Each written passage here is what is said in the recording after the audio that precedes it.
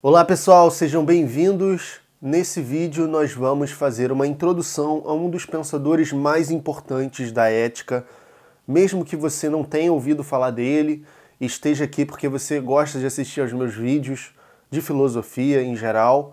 Fique até o final porque é um filósofo que merece ser mais estudado. Eu estou falando de George Edward Moore, que foi um pensador analítico, inclusive um dos pensadores considerados fundadores da filosofia analítica, da abordagem da análise lógica à filosofia, junto com Bertrand Russell e Wittgenstein. Se você não conhece a abordagem analítica, assista o meu vídeo que está aparecendo aqui em cima no card.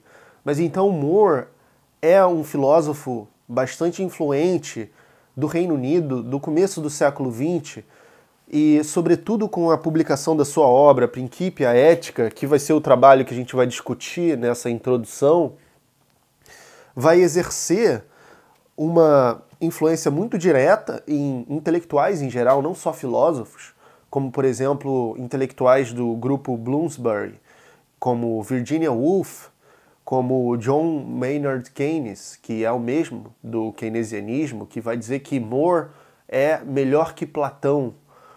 Uma declaração um tanto política, um tanto exagerada, mas realmente atesta o impacto que a sua obra teve, justamente porque ele vai demonstrar algo muito importante sobre a ética e que vai, de certa forma, trazer uma autonomia para a ética que muitos pensadores estavam perdendo de vista e até hoje perdem de vista. E é o principal que você vai aprender nessa aula. Para além do quanto Moore estava correto ou incorreto nas suas ideias, isso que ele descobriu, digamos assim, que ele demonstrou, é fundamental e continua sendo fundamental para o estudo da ética hoje.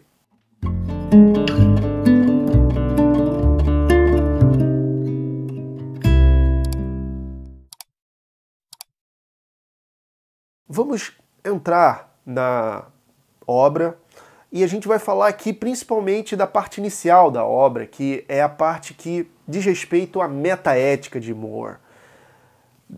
Os capítulos finais dizem mais respeito, embora tenham relevância para isso também, à sua ética normativa, que também é importante, a gente vai comentar mais brevemente. Mas o que é a metaética? A metaética é o ramo da ética que investiga os fundamentos e origens da ética, dos objetos éticos, dos juízos éticos. O Moore vai ser quem vai reivindicar a existência de um campo assim, em uma época em que os filósofos estavam, como sempre fizeram, indo direto propor éticas normativas. Devemos agir assim, devemos nos comportar de tal modo. Mas espera aí, o que é o bom em primeiro lugar, que fundamenta esses deveres? Porque a gente visa o bem, a gente visa o bom, mas o que é isso em primeiro lugar? Então é isso que a metaética vai investigar e que Moore vai reivindicar antes de sair propondo éticas normativas. E fazendo isso ele vai chamar a atenção para esse dado importantíssimo da autonomia da ética, que a liberta de tentativas reducionistas, digamos assim, de fazer a ética ser reduzida a ciências naturais e empíricas, tá? Como o evolucionismo. E Moore vai demonstrar que isso é impossível. E a gente vai ver por que nessa aula. Então, o que é curioso do Moore também é que ele vai ter uma abordagem bastante distinta dentro da própria metaética que ele está inaugurando, que é o intuicionismo, que dentro do realismo moral, que é o ramo da ética e da metaética, que acredita que propriedades morais existem realmente, que não são só conceitos, invenções, abstrações, então o certo e o errado existem, o bom e o ruim existem, digamos assim.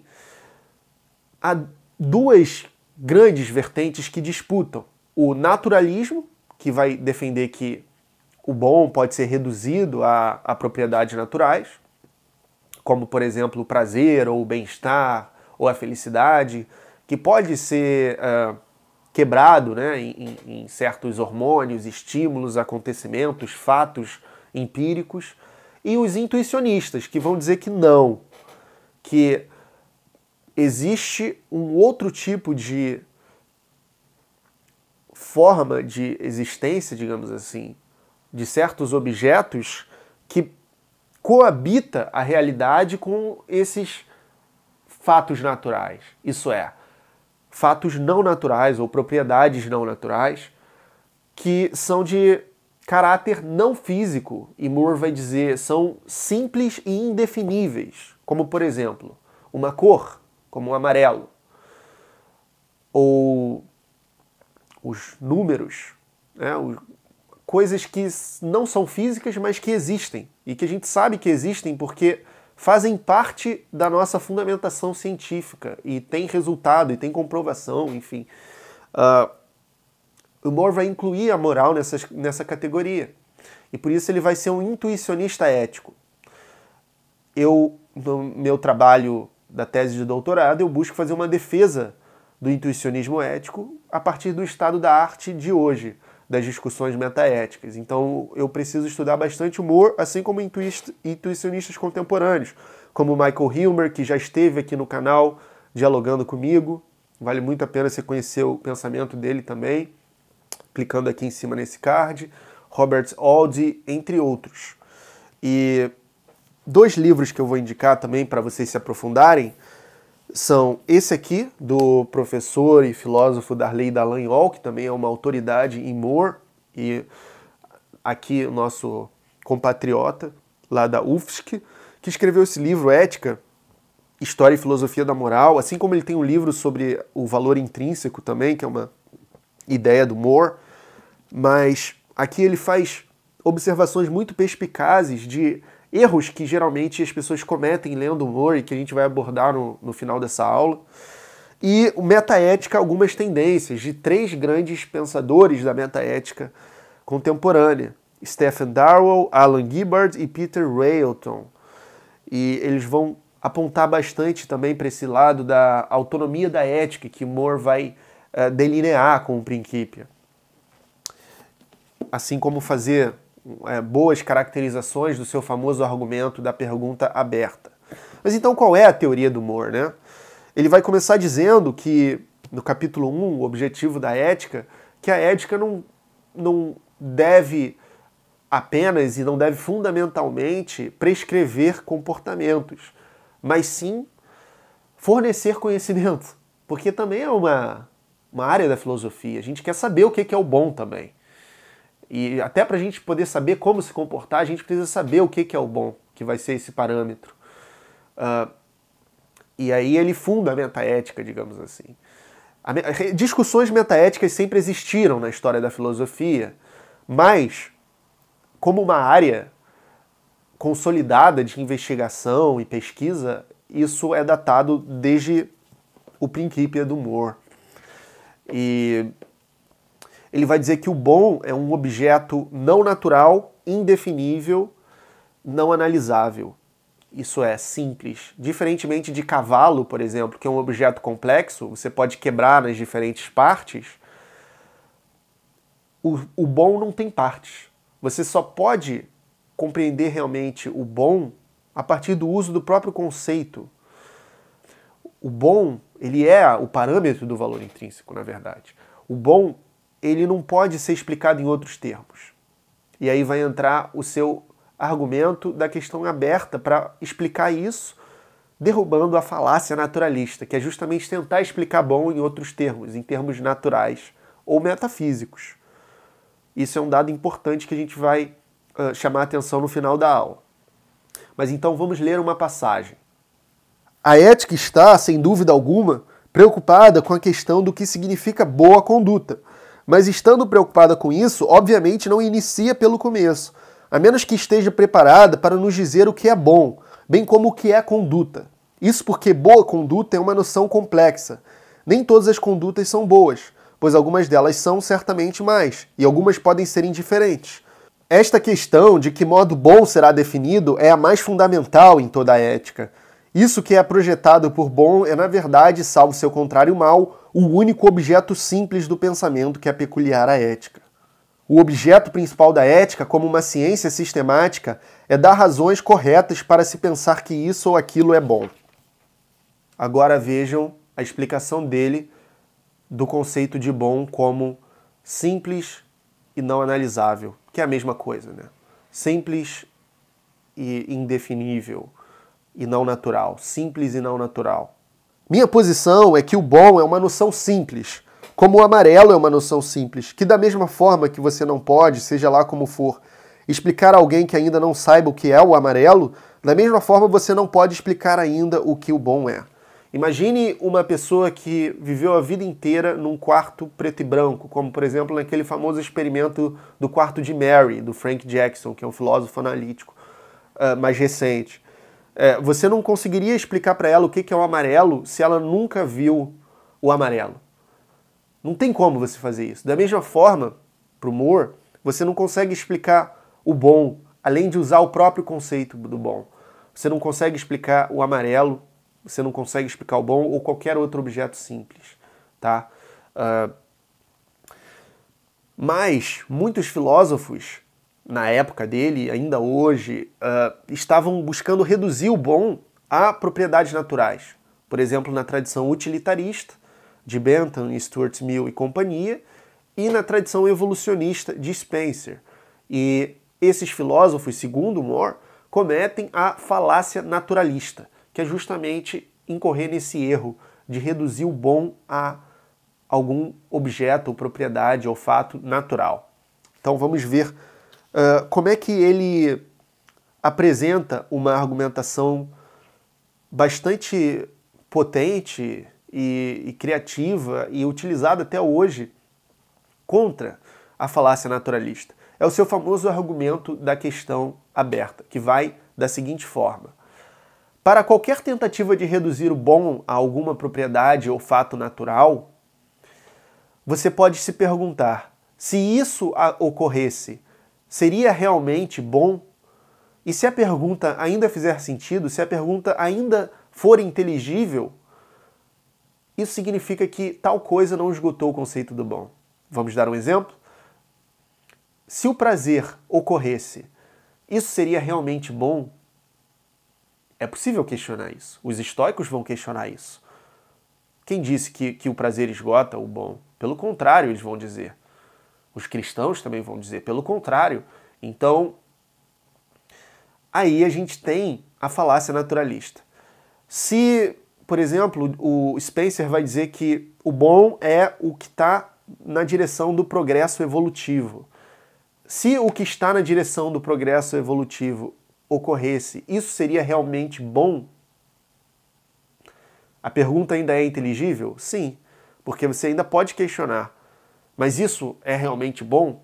Você pode pensar em outros aspectos não contemplados por isso, que deixariam a desejar para você considerar bom. E mesmo se você incluir esses aspectos, você ainda poderá pensar na questão, isso é realmente bom? Se tanto o prazer quanto o progresso evolutivo ocorressem, isso seria realmente bom? A questão permanece em aberto.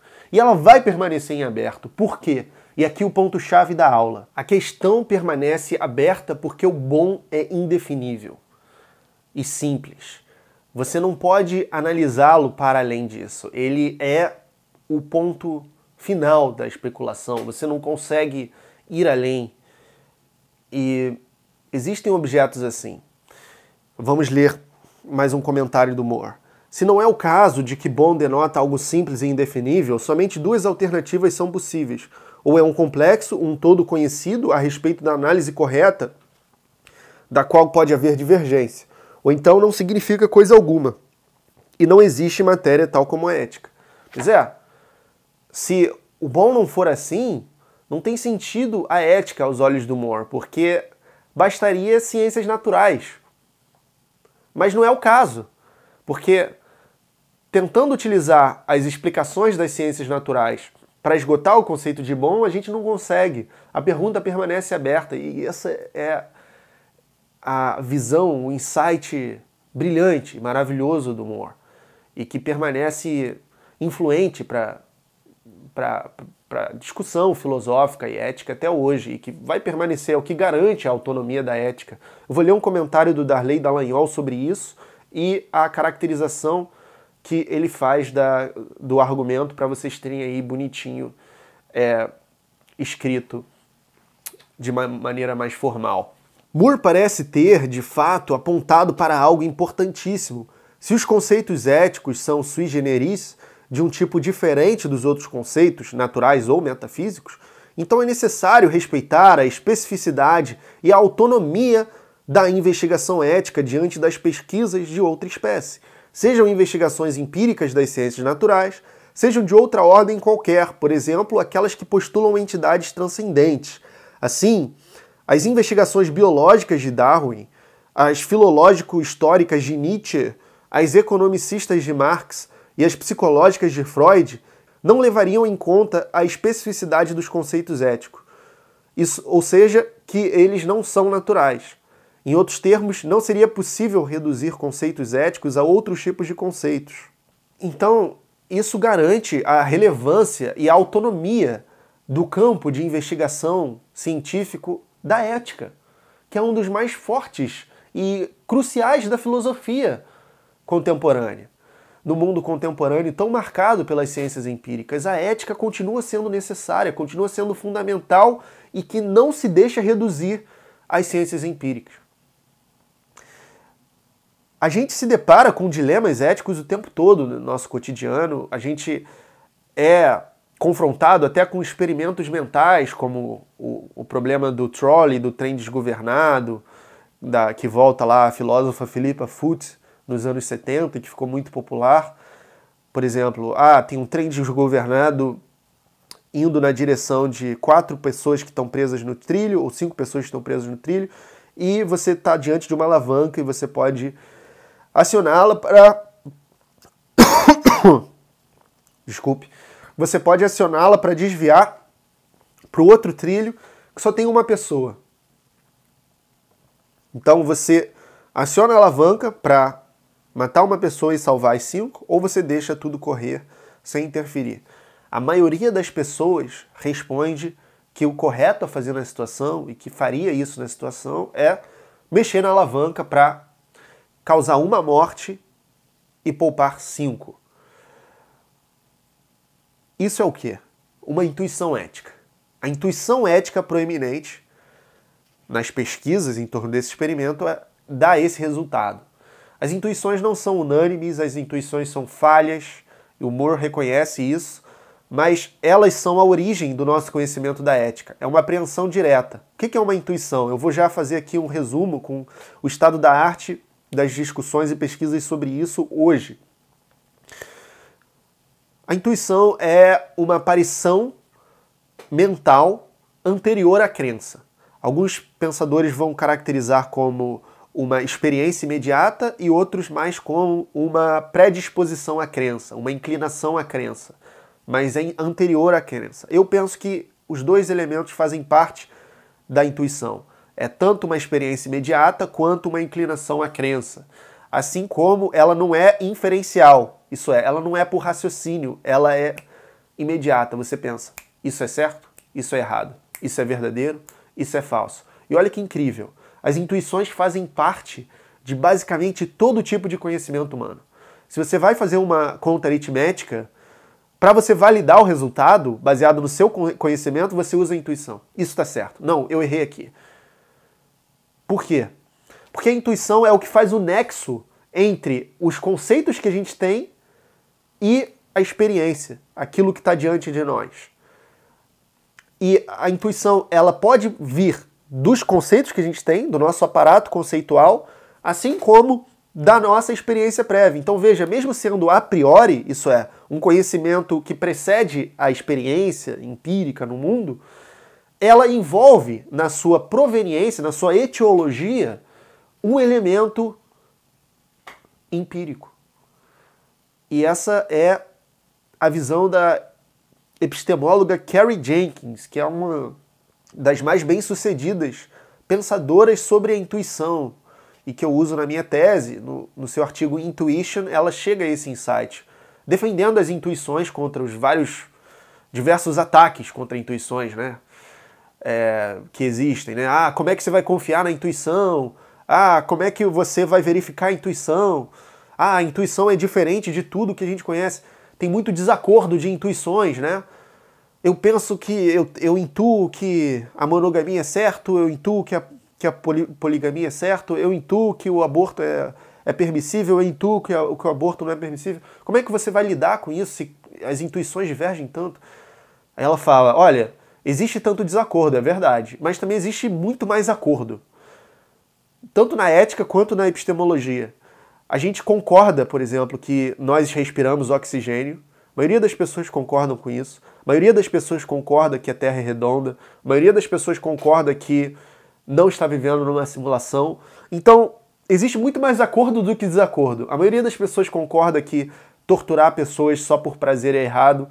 Mas não se fala do acordo. Se falassem do acordo tanto quanto do desacordo, o prestígio das intuições ia solapar muito mais a suspeita que as pessoas têm com relação a elas. E o fato de que cientistas dependem das intuições para validar suas teorias, para validar qualquer raciocínio, é algo gritante a favor das intuições. Então, intuições.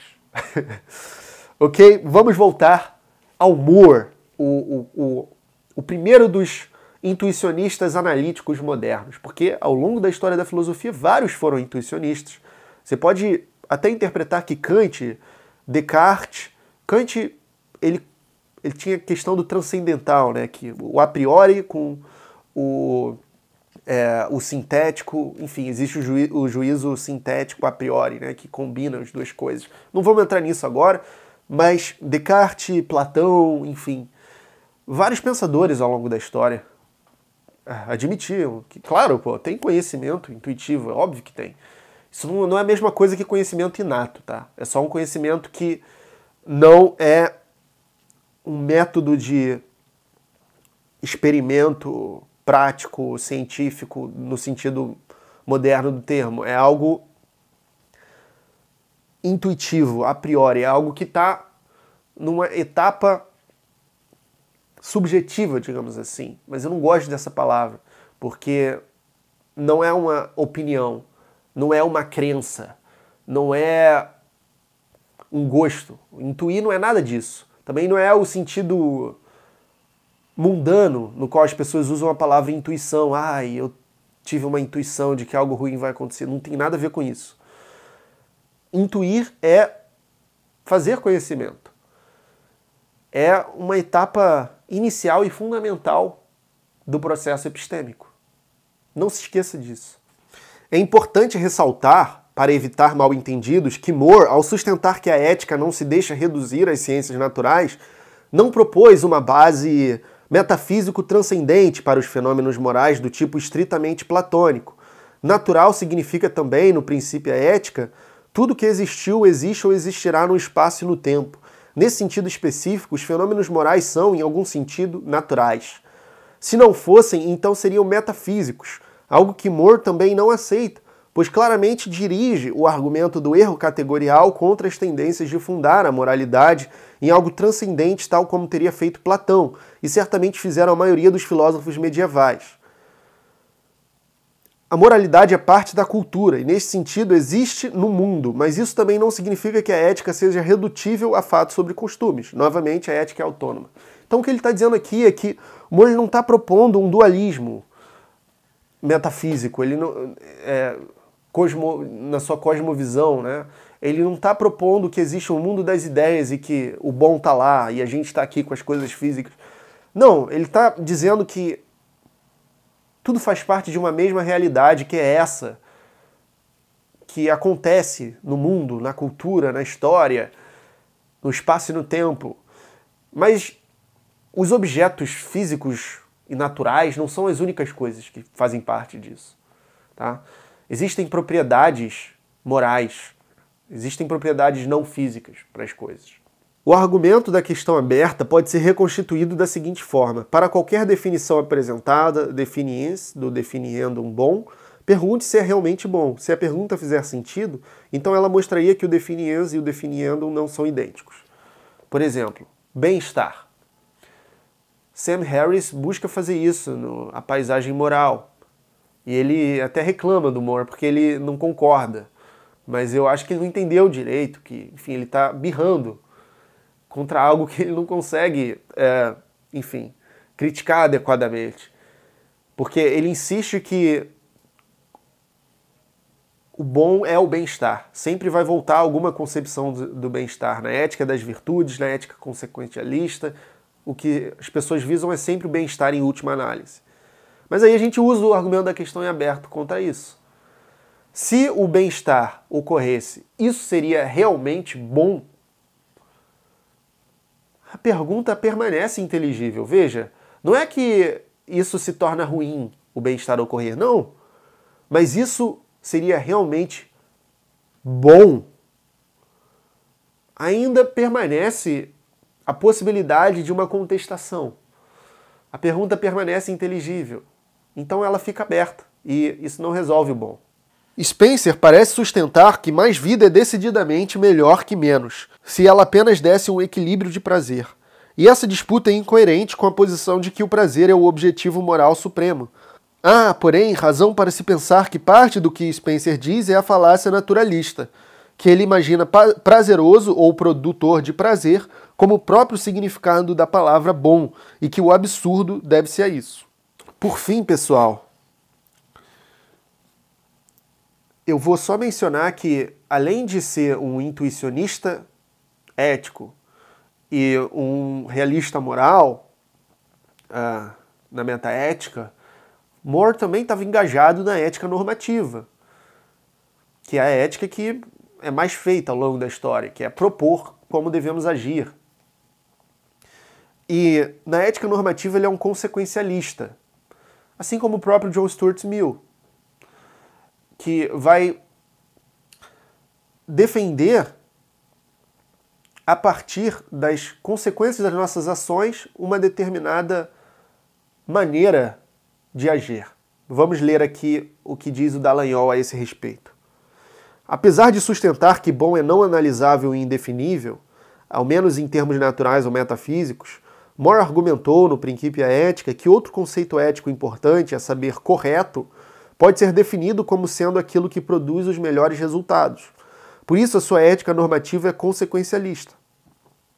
No último capítulo de seu livro, Moore manteve que, dentre todas as coisas portadoras de valor intrínseco, a amizade e a contemplação estética são as melhores, mas não negou que o conhecimento e a virtude, por exemplo, pudessem ter valor por si mesmos, embora em menor grau. E o que é esse valor intrínseco que ele está falando? Significa que quando alguma coisa tem valor intrínseco, ela é boa em si mesma, não porque promove outra coisa. Um relógio não é bom em si mesmo, ele é bom porque ele mostra as horas. Mas existem coisas que são boas em si mesmas, segundo Moore, e essas coisas são as que têm valor intrínseco, como a amizade, a contemplação estética, o conhecimento e a virtude. Bom, eu espero que você tenha gostado dessa aula introdutória ao pensamento de Moore e à autonomia da ética. Comente aqui embaixo o que você achou e assista meus outros vídeos de metaética para conhecer as outras correntes também que vão discordar do realismo moral, de Moore, do intuicionismo. E se inscreva no canal, torne-se membro, R$ 5,00 por mês, e você já tem acesso ao grupo do WhatsApp para participar das discussões e debates, ao curso Pense como Filósofo, Pensar como Filósofo, para aprender a pensar como um filósofo, ao curso Nietzsche, o seu nome nos créditos dos vídeos e mais. Até a próxima!